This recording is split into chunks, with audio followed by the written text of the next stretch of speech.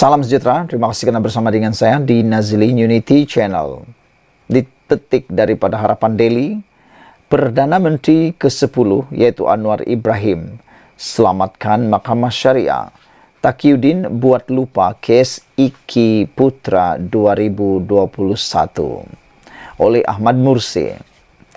Pengamal undang-undang tahu betapa pindaan perlembagaan 121 dalam kurungan 1A telah mengukuhkan Mahkamah Syariah bebas daripada campur tangan Mahkamah Sivil.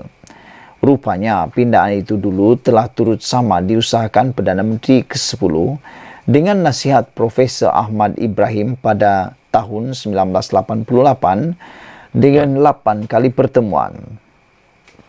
Sebelum pindaan penting dan besar itu, Mahkamah Sivil banyak campur tangan dan ketepikan keputusan Mahkamah Syariah. Masa itu PAS masih sibuk amanat Haji Hadi, yaitu perlembagaan penjajah, peraturan kafir dan jahiliyah. Bahkan ada kata-kata seorang wakil PAS menolak pindaan 121 dalam 1A. Taqiyuddin tekankan, kes Nick Ellen 2022 tapi buat lupa kes IKI Putra 2021 yang berlaku zaman dia Menteri Undang-Undang. Kenapa tak berapi-api selamatkan syariah masa itu? Ada menteri sampai kata, saya tak tahu kes sepenting Iki Putra 2021 itu. Taqiyuddin dilihat seolah-olah cuba perleke penubuhan jawatan kuasa oleh kerajaan kononnya lambat. Dia dulu gagal teruk, tak ada langsung. Perdana Menteri ke-10 jawab, hal itu mesti ada proses perkenan Majlis Raja-Raja yang baru bersidang bulan Oktober.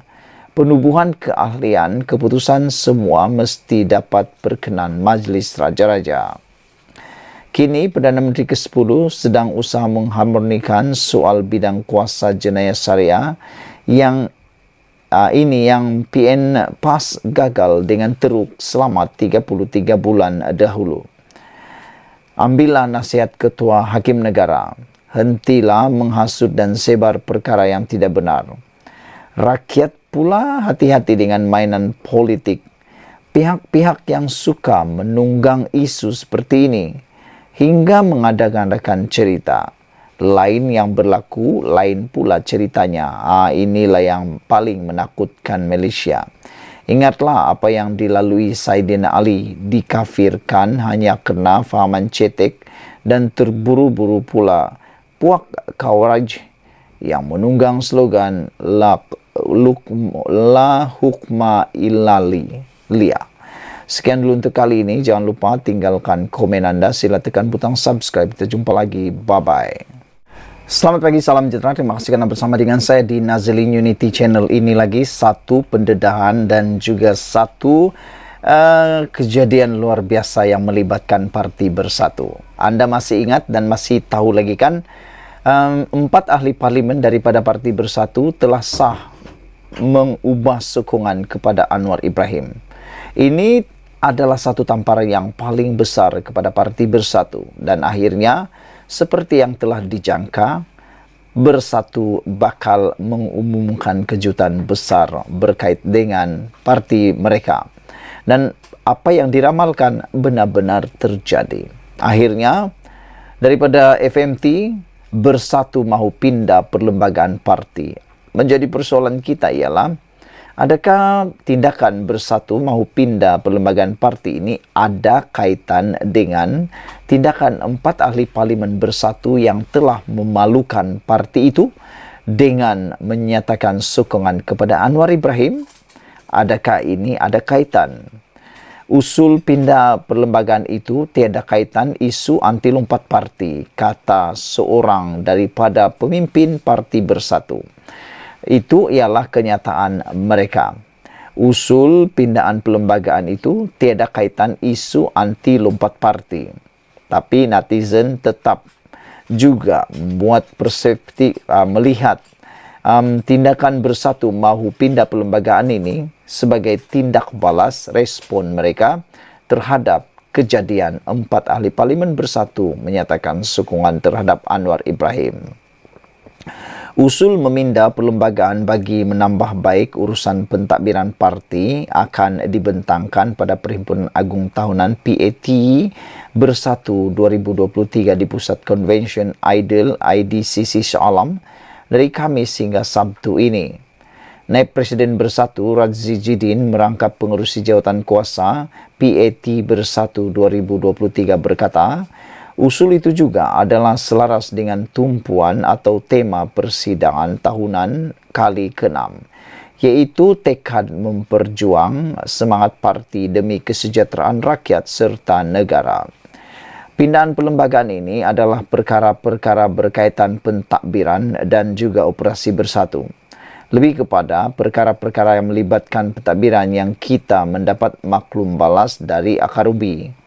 Ada penambahbaikan dari sudut pentadbiran perlu kita laksanakan, kata beliau. Perkara yang sudah lama kita bincang dan akan dibawa untuk diluluskan dalam Perhimpunan Agung ini, katanya pada media, berhubung PAT Bersatu 2023 di Ibu Pejabat Perikatan Nasional. Radzi Jidin juga berkata, usul pindahan perlembagaan parti itu hanya berhubung perkara asas pentadbiran bersatu dalam memperkukuhkan parti itu dan tiada kaitan dengan isu anti lompat parti. Selain itu, beliau berkata usul lain yang juga akan dibentangkan pada persidangan kali ini adalah berkaitan keadaan di Palestin. Katanya seramai 2,054 orang perwakilan seluruh negara akan menyertai perhimpunan itu. Menurutnya, seramai 760 perwakilan bagi sayap wanita bersatu, manakala 859 perwakilan pemuda akan menyertai convention masing-masing pada Khamis ini. Saudara-saudara sekalian, menjadi tanda tanya besar daripada netizen dan penganalisis politik. Mereka kata, apa tujuan pindah perlembagaan parti ini dan benarkah dengan membuat pindahan perlembagaan ini mampu menyelamatkan parti bersatu? Sekian dulu untuk kali ini. Jangan lupa tinggalkan komen Anda, tekan butang subscribe. Malaysia kita punya, kita juga sama-sama cintai Malaysiaku. Bye-bye. Selamat malam, salam sejahtera. Terima kasih kerana bersama dengan saya di Nazilin Unity Channel.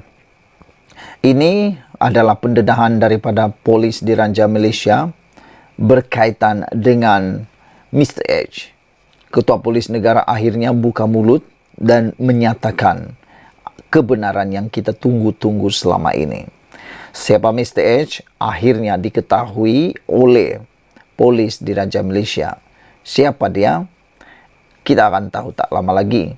Polis akan rakam keterangan Mr. H. Maknanya, polis Diraja Malaysia ataupun polis telah pun mengetahui identiti Mr. H ini kerana bakal dipanggil memberi keterangan. Polis akan merakam keterangan individu yang dinamakan sebagai Mr. H yang didakwa ada kaitan dengan video tular perbualan individu mirip bekas Ketua Pengarah Jabatan Komunikasi Komuniti JKOM, Datuk Dr. Muhammad Agus Yusof dengan seorang kaki tangan JKOM. Tanpa mendedahkan identiti Mr. H itu, Ketua Polis Negara Tan Sri Razarudin Hussein berkata individu tersebut dipanggil selepas pihaknya menerima maklumat daripada Muhammad Agus ketika diambil keterangan semalam. Ada beberapa individu lagi akan dipanggil dalam masa terdekat, katanya ketika dihubungi di Kuala Lumpur hari ini.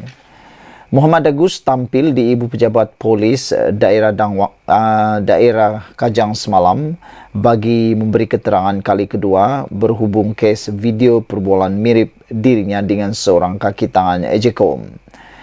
Ketika keterangan tersebut diambil, Muhammad Agus dilaporkan berkata telah mendedahkan identiti individu digelar Mr. H yang dikaitkan dengan kes berkenaan kepada polis dan turut membuat laporan terhadap pemilik akaun TikTok Raja Petra susulan penularan satu video TikTok yang mendedahkan maklumat peribadinya. Dalam perkembangan sama, Razarudin berkata pegawai JKOM Abdul Wahab Abdul Kadir Jilani digesa tampil bagi membantu siasatan kes video tersebut. Setakat ini, tiada laporan polis berkaitan ancaman keselamatan dibuat oleh Wahab dan kita minta beliau tampil segera untuk membuat siasatan kes ini, katanya ketika dihubungi. Selain itu, Razarudin berkata pihaknya juga turut menjelaskan atau menjalankan siasatan berhubung kebocoran salinan laporan polis Muhammad Agus yang tular di media sosial. Beliau berkata siasatan telah dijalankan mengikut Seksyen 203E Kanun Keseksaan serta Seksyen 233 Akta Komunikasi dan Multimedia 1998.